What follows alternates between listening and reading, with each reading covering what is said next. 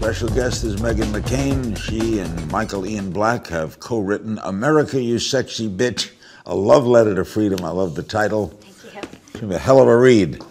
Okay, let's talk current politics. Sure. You spoke out against Ann Coulter in the past, who you would regard as really right-wing in the party. You got I think she's a caricature. I don't think she's a real person in Republican politics. I think she's an entertainer like everything else.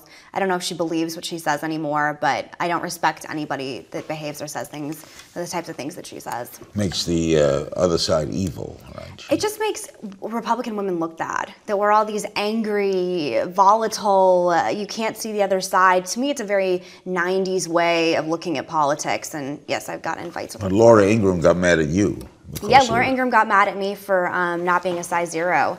But it was the thing that launched my career. She called me fat on a radio show, and it was I could never, at this point, it's done so many great things for me in my career, and it has given something that especially young women and college students relate to me about having your weight criticized, that it's one of the best things that ever happened to me, Laura Ingraham calling me fat. Do you know her? No, and I have no desire to.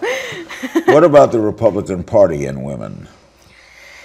You think Obama will get more women votes than the Republican candidate? I think, unfortunately, the rhetoric that has happened in the primaries so far with all this conversation about whether or not women should have access to birth control has done a lot of damage, and I worry about it in the future.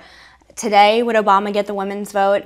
Probably. I think Governor Romney has a lot of opportunity to pick up where Obama is failing, but listen, there's been a lot of damage done to the women's vote during the primaries of this election. You've expressed admiration for Hillary Clinton in the past, right? Yeah, I mean, we don't agree on anything politically, but I just love strong women in politics and strong women in the media, and she really is who she is, and she's out there. You know, I think she's a really great role model for strong women. Pretty good Secretary of State. Yeah, great Secretary of State.